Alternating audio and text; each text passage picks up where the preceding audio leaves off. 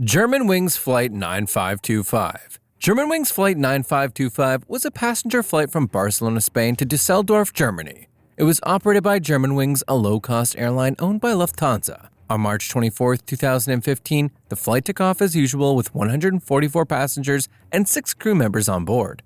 It was just supposed to be a normal short trip between 2 European cities. About 30 minutes after takeoff, the plane had reached its cruising altitude of 38,000 feet. At that point, the captain stepped out of the cockpit, leaving First Officer Andreas Lubitz in control. Soon after, Lubitz manually set the autopilot to descend the plane all the way down to just 100 feet. Despite repeated attempts from air traffic control and the captain to get back into the cockpit, Lubitz didn't respond. The plane continued descending and eventually crashed into the French Alps near a place called Prades-et-Boulogne, around 62 miles from Nice. Tragically, all 150 people on board died. A full investigation was carried out by the French Aviation Safety Agency, BEA. They found that the crash was intentional, caused by the co-pilot Andreas Lubitz. He had a history of depression and suicidal thoughts, which he had kept hidden from his employer.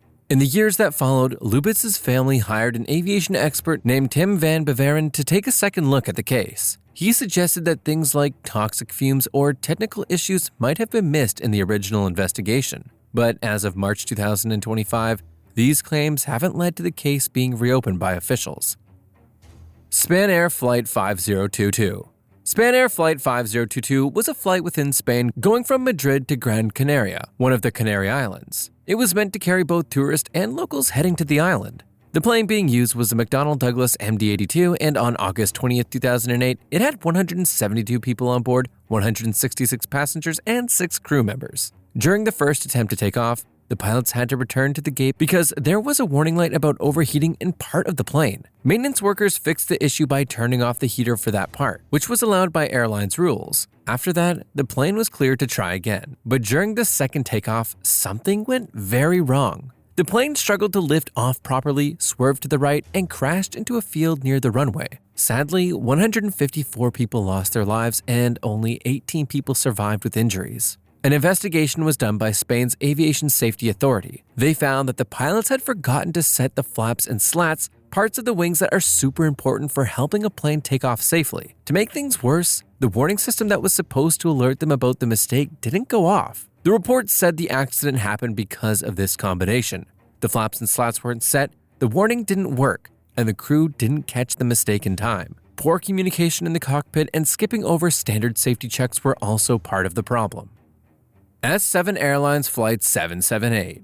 S7 Airlines Flight 778 was a regular domestic flight in Russia. It was flying from Moscow to Irkutsk, a big city in Siberia. The flight took off on July 9, 2006 with 195 passengers and 8 crew members on board. The plane being used was an Airbus A310, and the trip was meant to help people travel for business or personal reasons between the capital and Siberia. Everything went smoothly during the flight until it was time to land in Irkutsk. The plane landed normally at first, but during the rollout, the part of the plane that slows down after touching the runway, something went wrong. The captain used the thrust reversers on the right engine to help slow the plane, which is normal. But by mistake, he pushed the throttle of the left engine forward instead of pulling it back. That caused the left engine to give more power instead of helping it slow down. Because of this uneven engine power, the plane didn't slow down like it should have. It ran off the runway, hit a concrete barrier, and crashed into some garages, and caught fire. Sadly, 125 people died in the crash and fire. An investigation by the Interstate Aviation Committee found that the crash was mainly caused by pilot error. The captain accidentally pushed the left engine's power forward, and the co-pilot didn't notice what was happening in time. Since they didn't realize the mistake quickly enough, the plane couldn't stop properly, which led to the crash. Luxair Flight 9642. Luxair Flight 9642 was an international flight from Berlin, Germany to Luxembourg run by Luxair, the national airline of Luxembourg. On November 6, 2002, the plane, a Fokker F-50, was carrying 19 passengers and 3 crew members. It was meant to be a short, routine trip between 2 cities. Everything was going normally until the plane got close to Luxembourg. As it started its approach to land, the weather took a bad turn. Thick fog had rolled in, making it really hard to see. Even with low visibility, the pilots decided to continue with the landing. But just before reaching the runway, about 2,300 feet short, the plane crashed into a field near a village called Niederramven.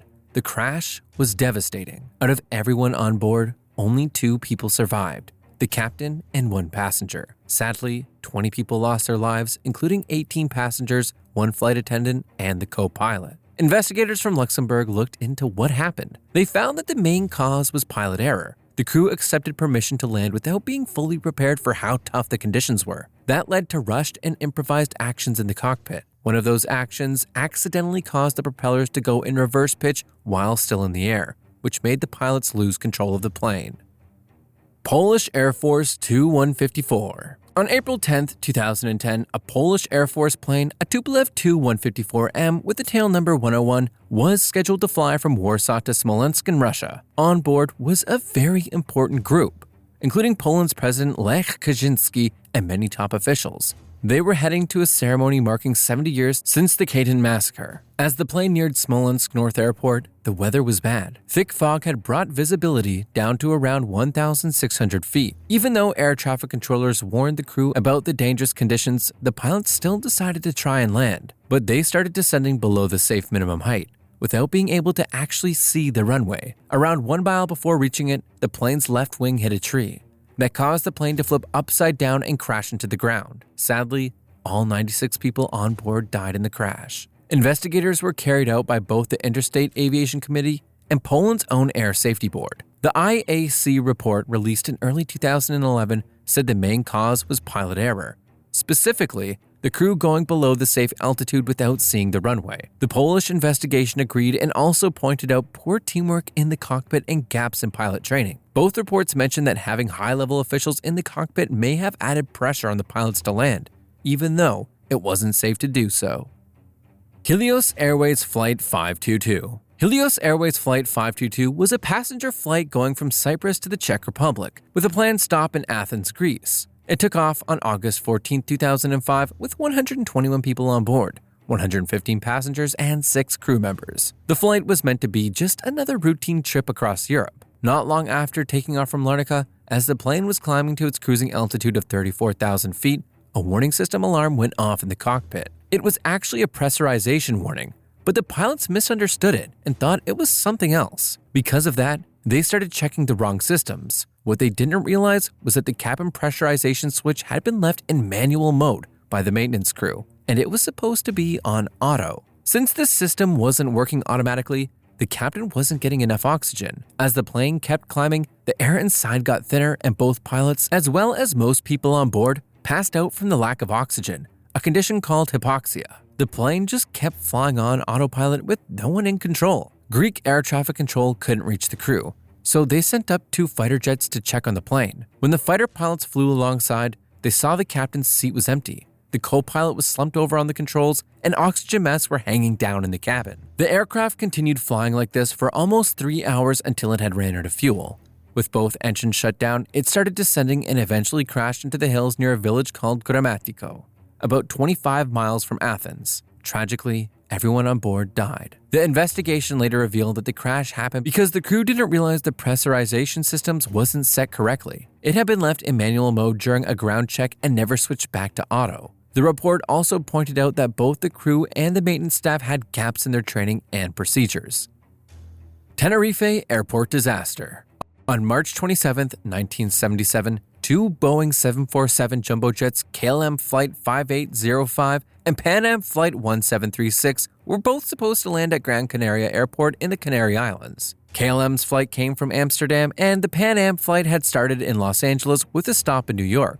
Both were carrying passengers heading to Gran Canaria for vacations or business. But that day, a bomb threat caused chaos at Gran Canaria Airport, so both flights were diverted to a smaller nearby airport, Los Rodeos Airport on the island of Tenerife. The airport wasn't built to handle big planes like the 747s, and with so many aircrafts there at once, it got overcrowded quickly. There was only one runway, and the taxiways were narrow, so planes had to move along the actual runway just to get into position. To make things worse, thick fog rolled in, cutting visibility down to about 1,600 feet. After refueling, the KLM flight was told to taxi down the runway and turn around to get ready for takeoff. The Pan Am flight was also on the runway, slowly moving and looking for the correct taxiway to exit, but in the fog, they missed the turn. At that point, the KLM crew thought they had been cleared for takeoff. They started speeding down the runway, unaware that the Pan Am plane was still in front of them. By the time the KLM pilots saw the other plane, it was too late. They tried to lift off early to avoid a crash, but the lower part of their plane smashed into the Pan Am's jet's upper side. Both planes burst into flames. It was a horrifying scene. All 248 people on the KLM flight were killed, along with 335 from the Pan Am flight. Only 61 people survived. In total, 583 lives were lost, making it the deadliest accident in aviation history. The investigation later found that the main cause was that the KLM captain started taking off without clear permission. Other problems added to the tragedy too, like poor communication between the planes and the control tower, the thick fog, and confusing instructions. Tatarstan Airlines Flight 363. Tatarstan Airlines Flight 363 was a passenger flight from Moscow to the city of Kazan in Russia.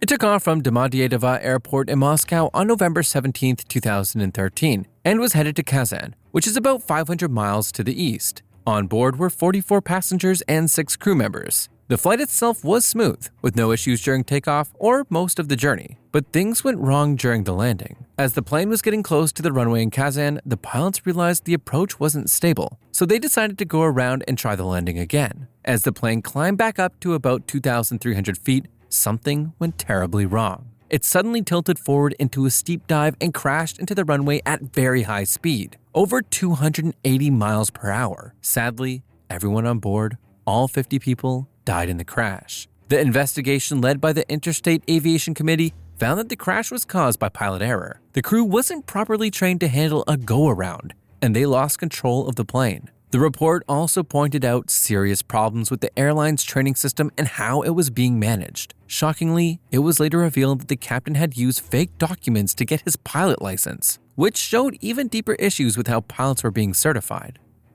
Alatalia Flight 404.